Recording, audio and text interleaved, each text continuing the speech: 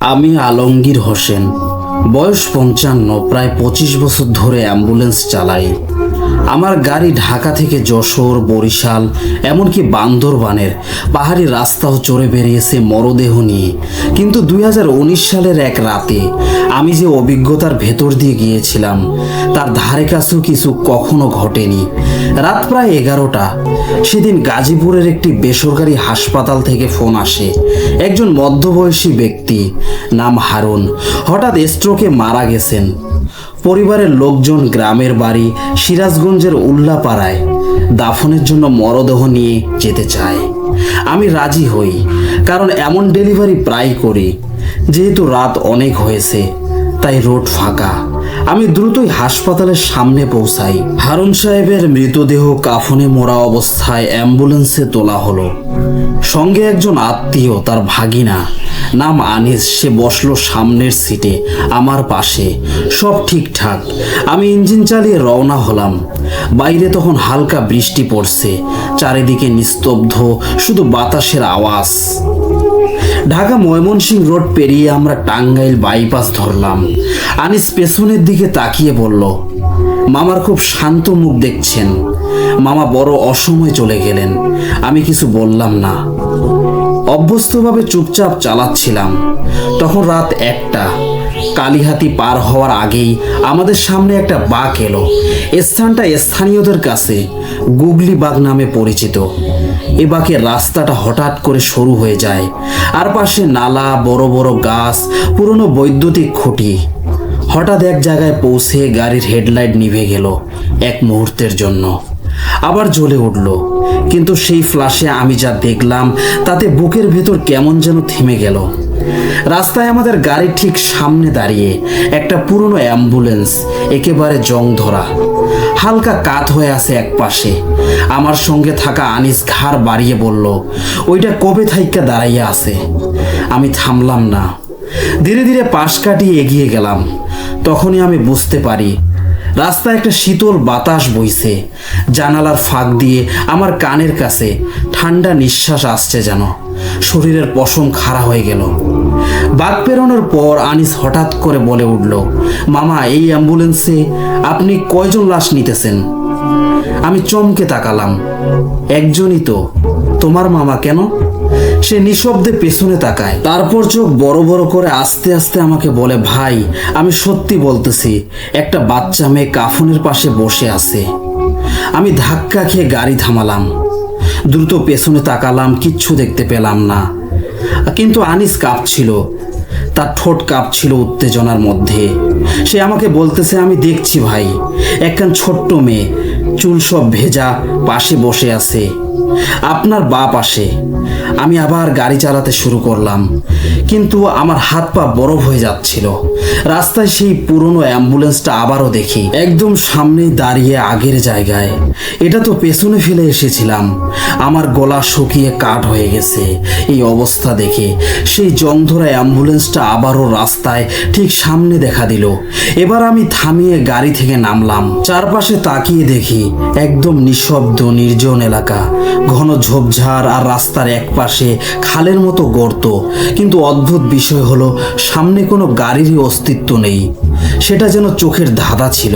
আনিসর দরজা খুলে বাইরে এলো, কিন্তু আমরা কিছু খুঁজে পেলাম না। একটু দূর থেকে কুকুরের ডাক, কিন্তু যেন সেটা শব্দ নয়, কান কেটে মনের মধ্যে ঢুকছে। আমরা গাড়িতে ফিরে এলাম, কিন্তু এরপর শুরু হলো সবচেয়ে ভয়ঙ্কর অংশ।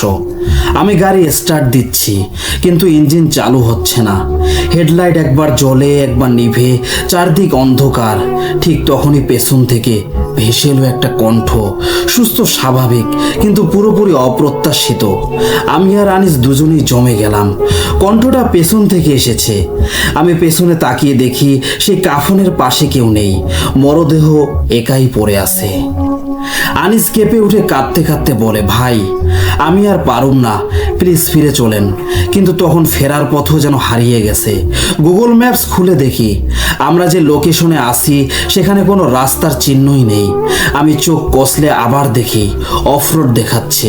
আমরা কিভাবে একটা অফিসিয়াল হাইওয়ে ছেড়ে কোনো অচেনা রাস্তা ধরে ফেললাম সেটা বুঝতেই পারিনি।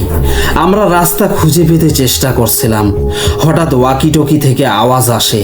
অ্যাম্বুলেন্স এটা ইমার্জেন্সি লাইন হিসেবে থাকে, যদিও আমি গত 2 বছর কোনো কল পাইনি। ওয়াকিটকি থেকে ভেসে এলো, GH09, GH09, তুমি লাইনে আসো? আমার গাড়ি নম্বর GH09। আমি অবাক হয়ে জবাব দিলাম, হ্যাঁ GH09 আসি আমি। আপনি কে? কয়েক সেকেন্ড নীরবতা, তারপর সেই ভয়ানক বার্তা, এ রাস্তায় তোমার একবার ঢোকা মানেই ফেরার পথ বন্ধ। মৃত যাত্রীর সঙ্গে যে হবে তাকে চেনা যায় না, সে শুধু সুযোগ খুঁজে। আমার হাত থেকে ওয়াকিটকিটা পড়ে গেল। আনিস তখন পেছনে মাথা ঢুকিয়ে নিজের কানে আঙ্গুল ঢুকিয়ে দেয়, আবার চিৎকার করে। একটা সময় গাড়ি নিজে নিজেই স্টার্ট নিল। আমি হালকা প্যানিকে পড়ে গিয়েছিলাম, তাই গতি না বাড়িয়ে ধীরে চালাতে লাগলাম। চারপাশে গা সমসমে নীরবতা, যেন রাতটাও কেঁদে উঠছে। প্রায় আধা ঘন্টা এইভাবে চলার পর হঠাৎ দেখি সামনে একটা পুলিশ চেকপোস্ট, কিন্তু সেটা অদ্ভুত। সেখানে পুলিশ আছে, অথচ তারা আমাদের কোনো প্রশ্ন করলো না, শুধু হাতে ইশারা করে বলল, চলেন, বেশি থামবেন না। পেছনে তাকিয়ে দেখি আনিস অজ্ঞান হয়ে পড়ে আছে। যখন গ্রামে পৌঁছাই তখন ভোর 4টা। মৃতদেহ নামিয়ে দাফনের আয়োজন চলল। আমি বসেছিলাম গাড়ির সিটে, পুরো শরীর যেন কেউ চুষে নিয়েছে। দাফন শেষে মৃতর এক আত্মীয় এসে বলল, ভাই আপনারা তো 2 জন আসছেন, আরেকজন কই গেল? আমি বুঝতে পারলাম না। আমি বললাম, না ভাই, শুধু আমি আর তার ভাগিনা আনিস ছিলাম। লোকটা বলল, না আমিও তো দেখছিলাম গাড়ি থামার সময় আপনাদের সাথে এক মধ্যবয়সী লোক গাড়ি থেকে নামছে। সে একবার খালের দিকে তাকিয়ে হাঁটতে হাঁটতে চলে গেল। তার এই কথা শুনে আমি চুপ হয়ে গেলাম। কিন্তু আনিস আগে থেকেই হালকা বেহুশের মতো ছিল, মানে অজ্ঞানরত অবস্থায় ছিল। কিন্তু সে যখন শুনলো সে একদম বেহুশ হয়ে গেল। পরবর্তীতে তাকে পাশের একটি হাসপাতালে ভর্তি করে দেওয়া হয়। এই ঘটনার পর আমি 3 মাস অ্যাম্বুলেন্স চালানো বন্ধ রেখেছিলাম। এই ছিল আমার জীবনের প্রথম ঘটনা। লিসেনার্স, এই ঘটনাটি আপনাদের কেমন লাগলো অবশ্যই জানাবেন। আর এই ঘটনাটিতে ব্যক্তিগত কারণে কিছু স্থানের নাম পরিবর্তন করে দেওয়া হয়েছে এবং ওয়াকিটকির যে সংকেতটুকু ছিল সেটাও পরিবর্তন করে দেওয়া হয়েছে। আশা করি আপনাদের ঘটনাটি ভালো লেগেছে। এবার আমরা পরবর্তী ঘটনায় চলে যাব। আমার নাম মজিব, বয়স 56। আর এই অ্যাম্বুলেন্স চালানোর পেশায় আমি প্রায় 28 বছর ধরে। ঢাকার মিরপুর থেকে কক্সবাজার, বরিশাল থেকে দিনাজপুর, লাশ টানতে টানতে কত শত রাত পার করেছি তার হিসাব নেই। এ পেশায় মরা মানুষই নিত্য সঙ্গী। তবু 2022 সালের এক রাত একটা ফোন কল সব পাল্টে দিল। সেদিন ছিল বৃহস্পতিবার, রাত 10:30 বাজে। হঠাৎ মিরপুরের এক হাসপাতাল থেকে ফোন এলো। এক নারী, বয়স আনুমানিক 30-এর কোঠায়, মৃত। নাম ছিল আফরোজা। তার স্বামী মৃতদেহ নিয়ে পটুয়াখালী যেতে চায় রাতেই। অফিস থেকে বলে দেওয়া হলো, তুমি যাবে, জরুরি। আত্মীয়রা টাকাও অ্যাডভান্স দিয়ে রেখেছে। অ্যাম্বুলেন্স প্রস্তুত। গাড়ির পেছনে মরদেহ রাখা হলো, কাফনে মোড়ানো, শান্ত নিস্তব্ধ। স্বামীও এক কাজিন বসলো সামনে, আর পেছনে এক মহিলা, আত্মীয় হবেন সম্ভবত, হয়তো মৃতার ছোট বোন। আমি আয়নাতে একবার তাকালাম। মহিলার মুখটা পরিষ্কারভাবে দেখা যাচ্ছিল না, হিজাব পরা, চোখ দুটো খুব কুয়াশাচ্ছন্ন লাগছিল। ভেবেছি হয়তো কান্না করে ফোলা। আমরা রওনা হলাম রাত 11টার দিকে। রাস্তাঘাট ফাঁকা। গাজীপুরের দিক পেরিয়ে নারায়ণগঞ্জ বাইপাস ধরেছি।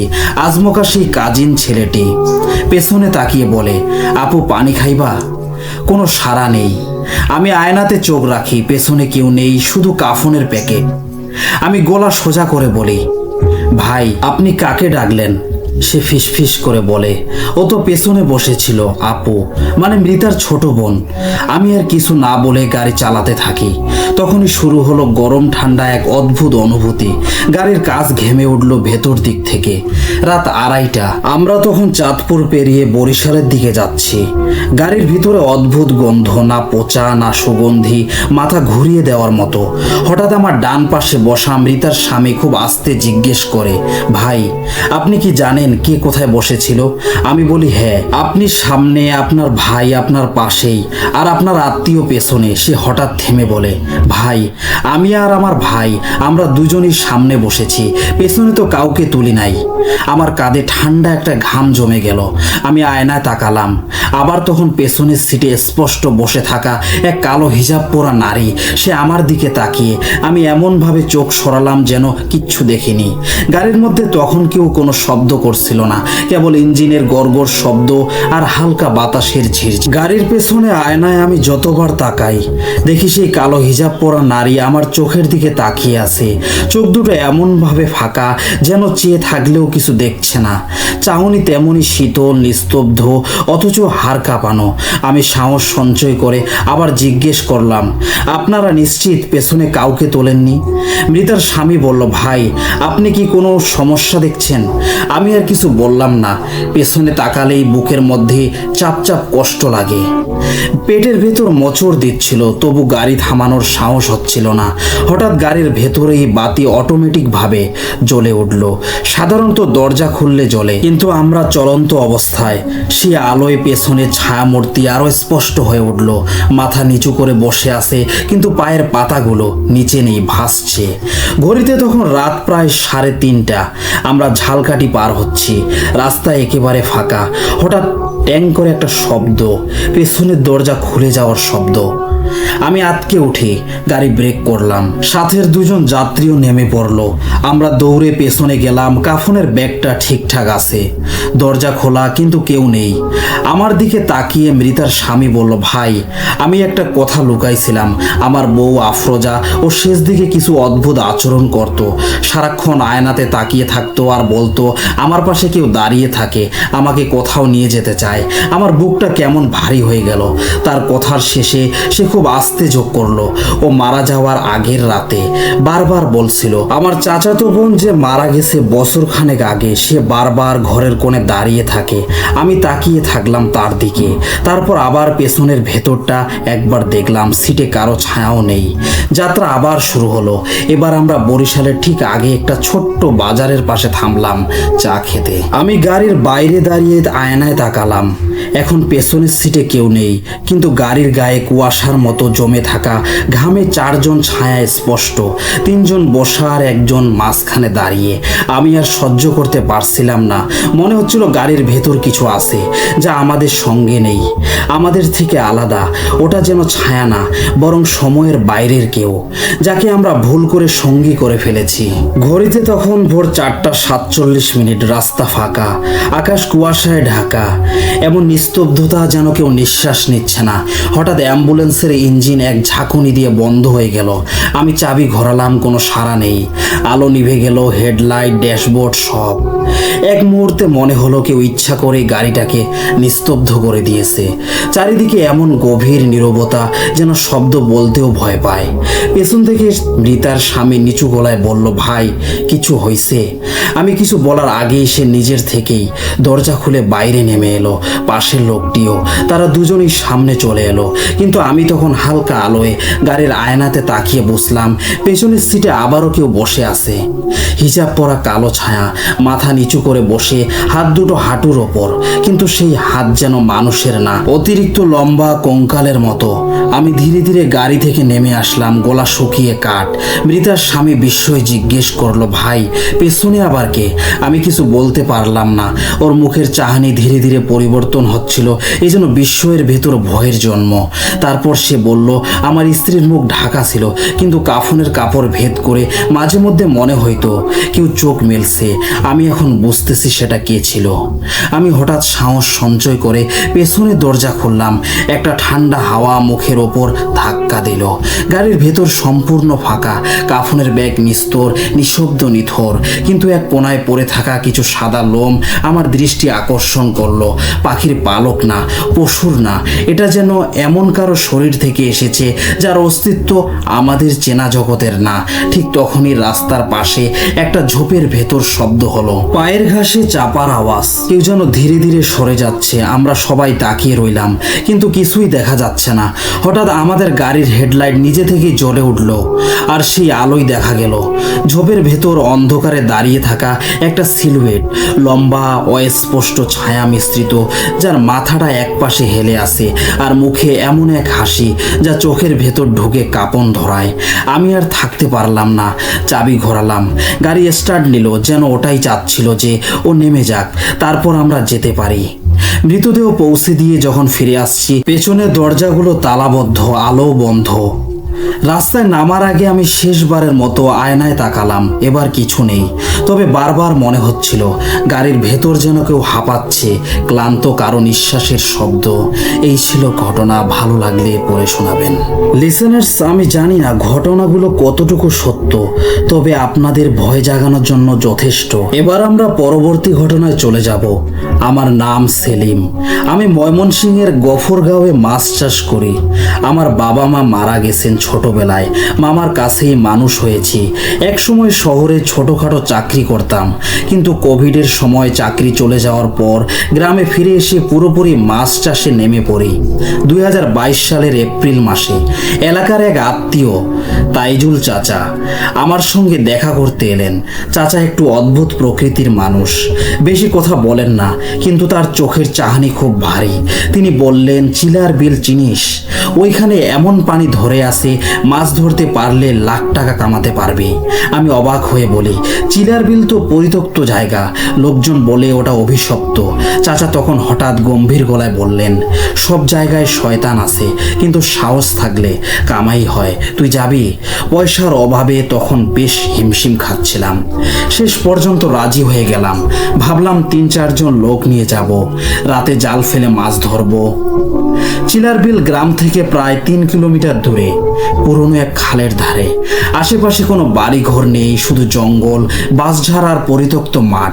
রাত 9টার দিকে আমি, আনোয়ার, রাজু আর সাব্বির 4 জন মিলে একখানা পুরনো ইঞ্জিন চালিত নৌকা নিয়ে বের হই। আমাদের কাছে বড়সড় পলো, কয়েকটা জাল আর টর্চ লাইট ছিল। জায়গাটায় গিয়ে দেখি পানি স্বচ্ছ, কিন্তু চারদিক কেমন যেন নিস্তব্ধ, পাখির ডাকও নেই। জাল ফেলে আমরা অপেক্ষা করতে থাকি। রাত 12টার দিকে রাজু চিৎকার দিয়ে উঠল, ভাই, কেউ জালে টান দিচ্ছে। আমরা সবাই দৌড়ে গেলাম। দেখি জাল ভয়ানকভাবে কাঁপছে, পানির নিচে যেন কেউ কিছু একটা ওলটপালট করছে। তুলে দেখি জালে একটা বিশাল চিতল মাছ, প্রায় 1.5 হাত লম্বা, চোখ দুটো অস্বাভাবিক লাল। সবাই খুশি। সাব্বির বলে, এইভাবে চললে কালকে বিক্রি করে 20,000 তুলব। কিন্তু খুশির মুহূর্ত বেশিক্ষণ থামলো না। রাত প্রায় 1টা বাজে, সবাই ক্লান্ত, একটু বিশ্রাম নিচ্ছি নৌকার মধ্যে। হঠাৎ সাব্বির বলে, ভাই, পানির মধ্যে কেউ হাঁটছে না? আমরা টর্চ মারলাম পানির ওপর, কিচ্ছু নেই, কিন্তু কান পেতে শুনলাম পানির উপর জুতা ছাড়া কারো পা হাঁটার শব্দ। সেই মুহূর্তে ঠান্ডা বাতাস উঠল, আর পানির মাঝখানে একটা দেহ পানির উপর থেকে উঠে দাঁড়ালো, পুরো কালো ছায়ার মতো। মুখ নেই, হাত নেই, শুধু একটা ছায়া। আমরা সবাই হিম হয়ে গেলাম। রাজু হঠাৎ নৌকা থেকে লাফ দিয়ে দৌড় দিল খালের পাড়ের দিকে। সেই ছায়া আস্তে আস্তে নৌকার দিকে এগোতে থাকলো। আমি কাপা গলায় দোয়া দরুদ পড়তে লাগলাম। আনোয়ার বলে, সেলিম ভাই পালান। নৌকা স্টার্ট করেই আমরা ফিরতি পথ ধরলাম, কিন্তু একটা জিনিস আমরা বুঝিনি। আমরা যেই পথ দিয়ে এসেছিলাম সেটা আর খুঁজে পাচ্ছি না। আমরা ঘুরছি, কিন্তু মনে হচ্ছে আমরা একই জায়গায় বারবার ফিরে আসছি। জঙ্গল, বাঁশঝাড়, টিনের একটা ভাঙা ঘর, এই 3টা জিনিস ঘুরে ঘুরে দেখছি। সাব্বির জ্ঞান হারিয়ে ফেললো, আনোয়ার কাঁদছে। হঠাৎ ফোনে টাইম দেখি রাত 3:43। অথচ আমরা মনে করেছিলাম আধা ঘন্টার মতো হয়েছে। সেই সময় জালের দিক থেকে শব্দ এলো, জাল যেন নিজে নিজে পানিতে নামছে। আমরা ফিরে দেখি জালের গায়ে অসংখ্য পচা হাত ঝুলে আছে, যেন কে বা কারা নিচ থেকে হাত বাড়িয়ে ধরেছে। আর পানির মধ্যে বুদবুদ উঠছে, যেন কেউ হাসছে। শেষমেশ ভোরের আজান যখন ভেসে এলো দূরে, তখন হঠাৎ চারপাশে অদ্ভুত আলো নেমে এলো, যেন কোনো অদৃশ্য কুয়াশা কেটে যাচ্ছে। সেই ছায়ামূর্তি উধাও হয়ে গেল। আমরা কোনো মতে খালের পাশের একটা কাঁচা রাস্তা খুঁজে বাড়ি ফিরলাম। সেই চিতল মাছ আমরা বিক্রি করতে যাইনি, মাটি খুঁড়ে বিলের কাছেই মাটি চাপা দিয়ে এসেছিলাম। এই ছিল ঘটনা। লিসেনার্স, এবার আমরা পরের ঘটনায় চলে যাব।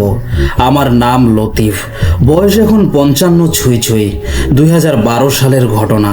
আমি তখন মুন্সিগঞ্জের চরবোগা এলাকায় একটা ছোট্ট টিন শেড ঘরে থাকতাম। পেশায় জেলে জীবনের অর্ধেকটাই কেটেছে নদীতে। আমরা কয়েকজন নিয়মিত মাছ ধরতাম মেঘনা আর ধলেশ্বরীর সংযোগ মুখে। ওইখানে এক জায়গা আছে, চরবোগার ঘূর্ণি। সেই রাতে আমি, আরিফ, ফজলু আর হান্নান চারজন একটা মাঝারি ট্রলার নিয়ে বের হলাম। সময় তখন প্রায় সন্ধ্যা ছুঁই ছুঁই, ভর সন্ধ্যা। নদীর হাওয়া ভারী আর পানির রং একটু বেশি কালচে লাগছিল। আমরা হান্নানের কথায় ঠিক করলাম আজ একটু দক্ষিণ মুখ ঘুরে চরবোগার পাশ ঘেঁষে জাল ফেলবো। সেখানে বড় ইলিশ উঠছে বলে শুনেছিলাম। আমরা জাল ফেললাম। প্রথমে 1 ঘন্টা খুব ভালো মাছ উঠলো, কিন্তু তারপরেই জালের ওজন বাড়তে লাগলো অস্বাভাবিকভাবে। আরিফ বলল, ভাই এমনভাবে জাল ভারী হয় কিভাবে? মাছ তো এত বড় না। আমরা সবাই মিলে জাল টানতে শুরু করলাম। মাঝপথে টান বন্ধ হয়ে গেল। জাল একদম কেটে পড়লো পানির নিচে, যেন কেউ নিচে বসে জাল কামড়ে ধরেছে। আমরা তখন ভয় পাচ্ছি, কিন্তু কিছুটা রাগও কাজ করছিল। জাল হারানো মানে অনেক টাকার ক্ষতি। আমরা দ্বিতীয় জাল ফেললাম একটু দূরে। ফজলু তখন বলল, এই যে ভাই, হান্নান কই? চারদিক খুঁজি, হান্নান নেই। ট্রলারে 4 জন মানুষ ছিল, এখন 3 জন। নদীর চারদিকে পানি, কোথাও কোনো শব্দ নেই। আমরা ভেবেছি হান্নান হয়তো পেছনে বসে আছে, নাকি নিচে নেমে গেছে জাল ধরতে।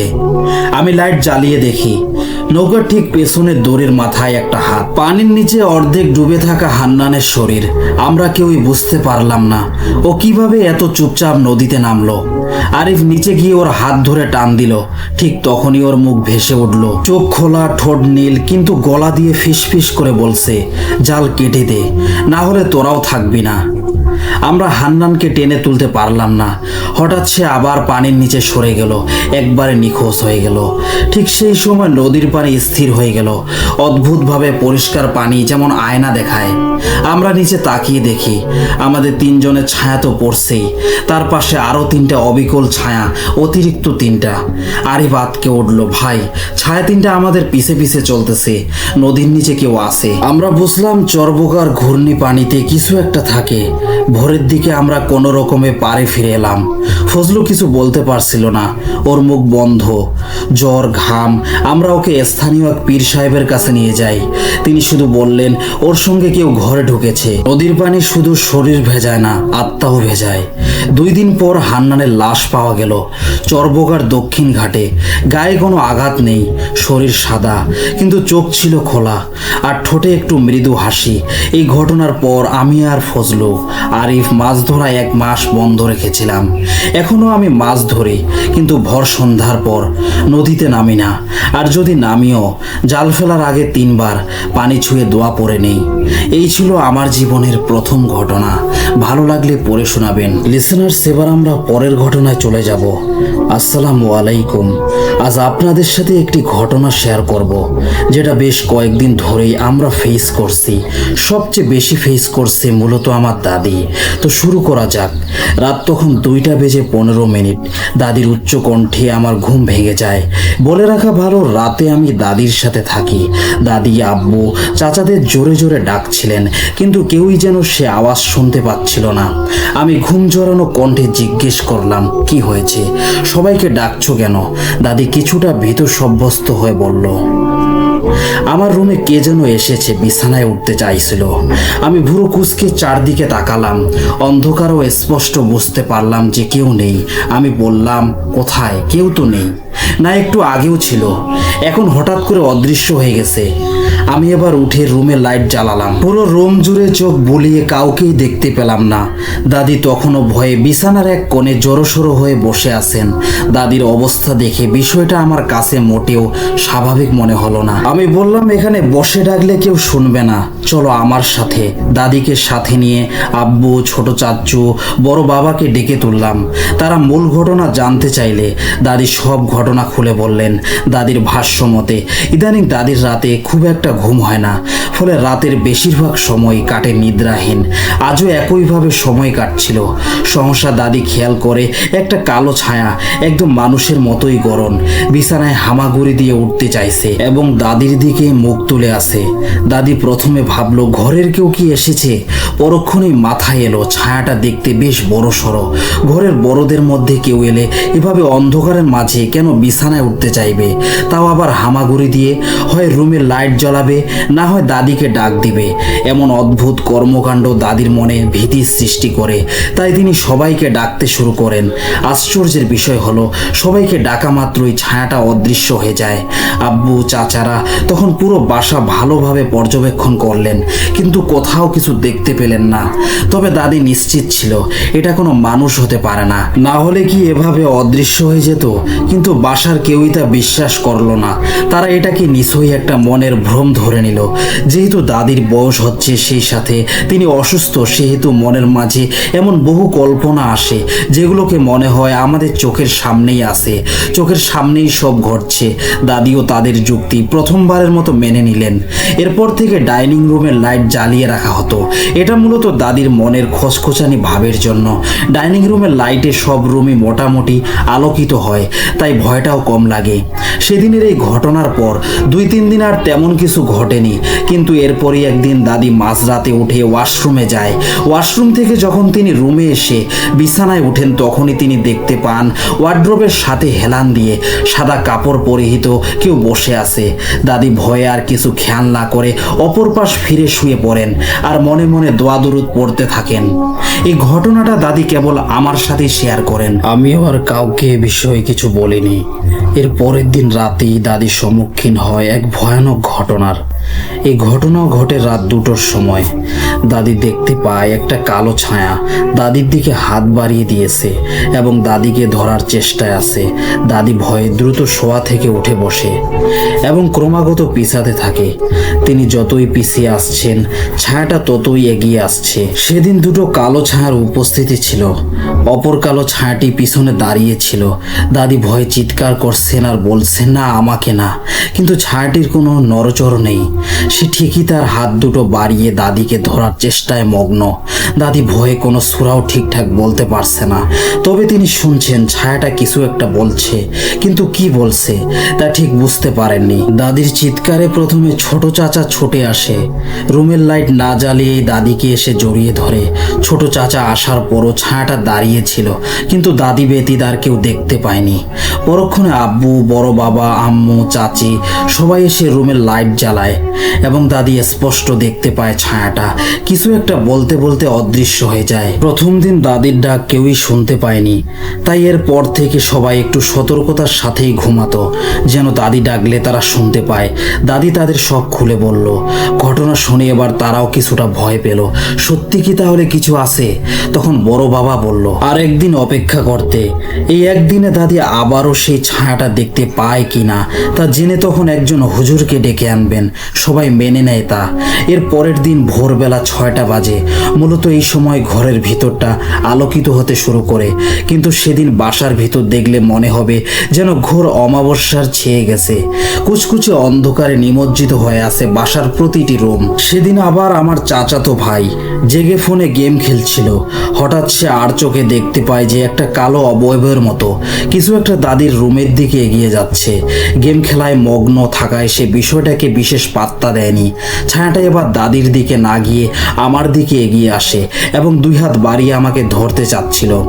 ভাগ্যক্রমে সে সময় দাদির ঘুম ভেঙে যায় এবং এই দৃশ্য দেখে তিনি চিৎকার করতে থাকেন। দাদির চিৎকারে সবাই ছুটে আসে এবং সবটা শুনে সিদ্ধান্ত নেয় যে আজকেই একজন হুজুরকে ডেকে আনবেন। বড় বাবা একজন হুজুরের সাথে বিষয়টা নিয়ে আলোচনা করলে হুজুর বলেন একটা ভালো কোনো কবিরাজ ডেকে আনতে হবে। তবে তিনি বলেন দাদির বয়স হচ্ছে তো, তাই এটা মনের ভুলও হতে পারে। কিন্তু সবাই ততদিনে নিশ্চিত এটা কোনো মনের ভুল বা বিভ্রম নয়, এটা সত্যি অশরীরী জাতীয় কিছু। কারণ সবাই তখন বিষয়টা অনুভব করতে শুরু করেছিল। আম্মুর কাছে প্রায় মনে হয় ডাইনিং রুম জুড়ে কেউ যেন হাঁটছে।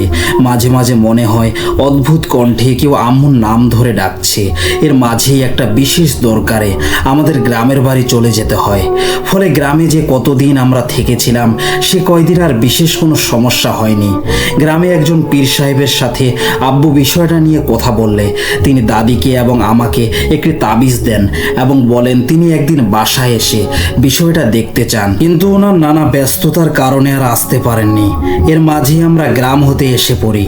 গ্রাম হতে আসার পর এর উৎপাত যেন আরো বৃদ্ধি পায়। দাদি মাঝরাতে দেখতে পেত কালো ছায়াটা কিছুটা দূরে ঘুরঘুর করছে, কিন্তু কাছে আসতো না।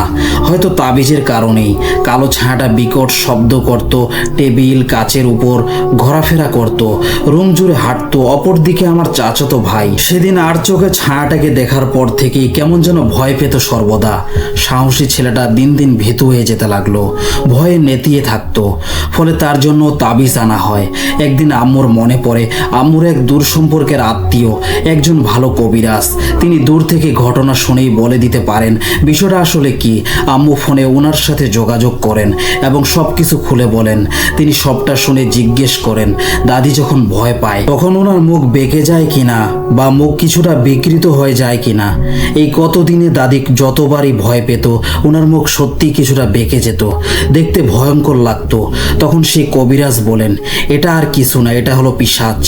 আর এই জাতীয় পিশাচকে বলা হয় দেও পিশাচ। তিনি বলেন এরা বেশ লম্বা থাকে, নখগুলো থাকে বড় বড়, দাঁতগুলো বড় থাকে, এদের দেহ কালো কুচকুচে এবং এরা একবার কোথাও প্রবেশ করলে সহজে বের হতে চায় না।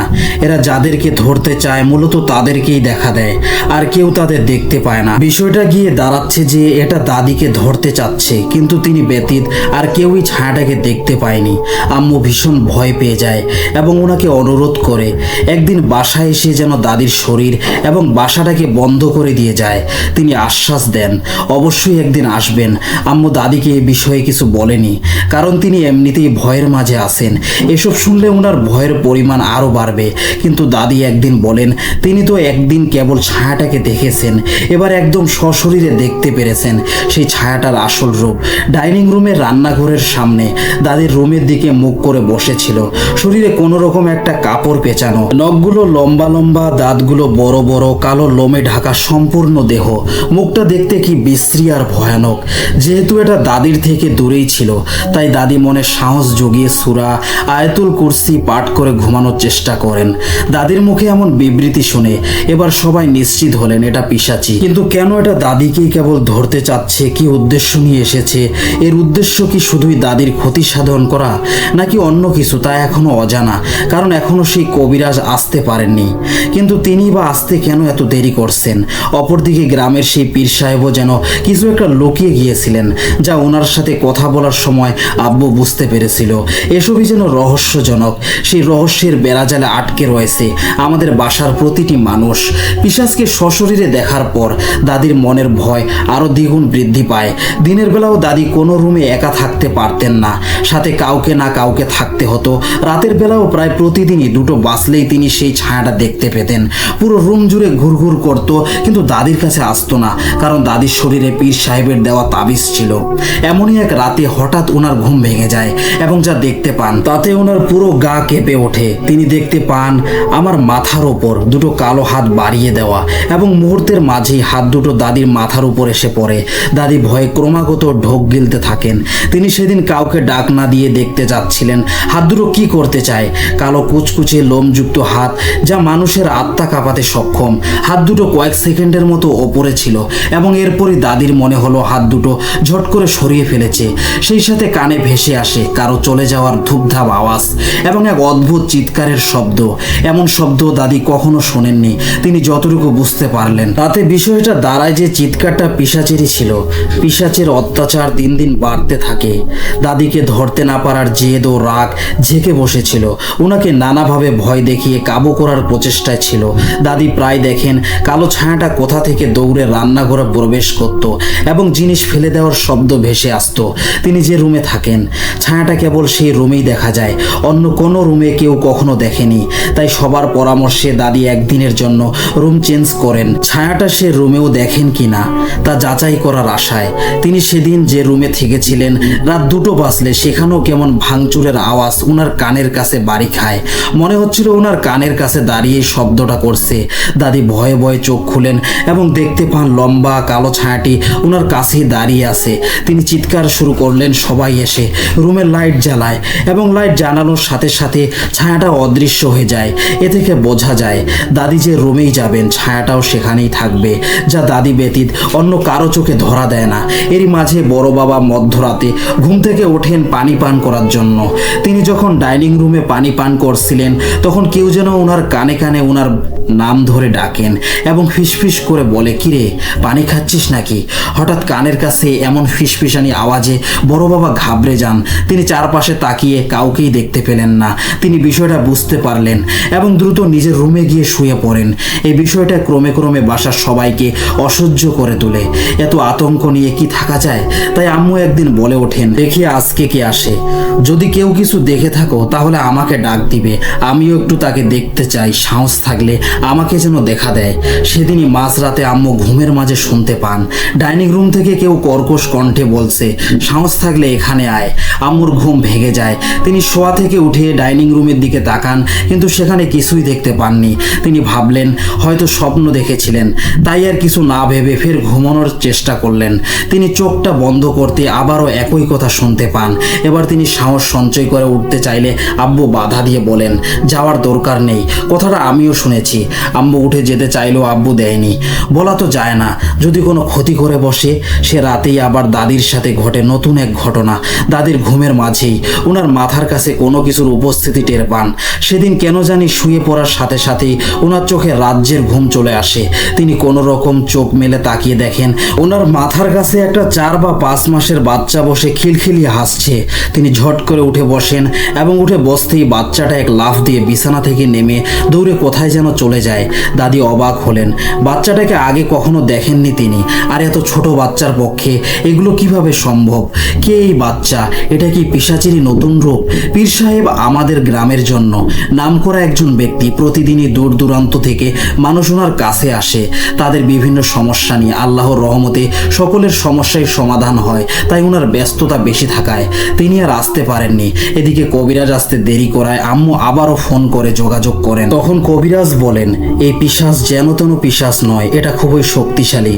এটা একবার যখন বাসায় ঢুকতে পেরেছে তখন কারো ক্ষতি না করে বাসা থেকে যাবে না। আর এটা যেহেতু দাদিকেই দেখা দিচ্ছে, তার মানে এটা দাদিরই ক্ষতি করতে চায়। আবার এর নজর ছোট বাচ্চাদের ওপর বেশি থাকে, তাদের বেশি ক্ষতি করার চেষ্টা করে। বাচ্চারা যদি রাতে একা একা ওয়াশরুমে যায় তাহলে এরা সুযোগ বুঝে ওয়াশরুমে থাকা বালতির পানিতে মাথা ডুবিয়ে মেরে ফেলে। এমন অহরহ ঘটনা ঘটতে দেখেছেন তিনি। আমাদের বাসায়ও আমার ছোট বোন সহ 3 জন কাজিন আছে যারা এখনো ছোট বাচ্চা, তাই তাদেরকে চোখে চোখে রাখার নির্দেশ দেন তিনি। তিনি বলেন, এই পিশাচকে বাসা থেকে চিরতরে দূর করতে চাইলে ওনার চেয়েও বড় এবং শক্তিশালী কবিরাজের প্রয়োজন। ওনাকে দিয়ে এই সমস্যার সমাধান নাও হতে পারে। দেখা গেল এতে করে হিতে বিপরীত হয়ে যাবে। হয় তখন দাদিকে ছেড়ে অন্য কারো ক্ষতি করবে, না হয় কবিরাজ বা তার পরিবারের কারো ক্ষতি করার চেষ্টা করবে। তিনি তখন জানতে চান এই ঘটনা শুরু হওয়ার আগে অতি প্রাকৃত কিছু ঘটেছিল কিনা। তখন আম্মুর মনে পড়ে দাদি যেদিন প্রথমেই কালো ছায়াটা দেখেছিলেন এর 2 দিন আগেই রাত 2টো বা এর কিছুক্ষণ পর রান্নাঘরে পাতিল পড়ে যাওয়ার শব্দ ভেসে আসে। এত রাতে হঠাৎ পাতিল পড়ে যাওয়াটা আম্মুর কাছে স্বাভাবিক মনে হয়নি, তাই শব্দ শুনেও উঠে যাননি। এদিকে দাদি শব্দটা শুনে উঠে গিয়েছিলেন এবং দেখতে পান পাতিলটা রান্নাঘর থেকে আস্তে আস্তে একদম ওয়াশরুমের সামনে পড়ে রয়েছে। রান্নাঘর থেকে এত দূর পর্যন্ত কিভাবে এলো দাদি তা বুঝতে পারছিলেন না।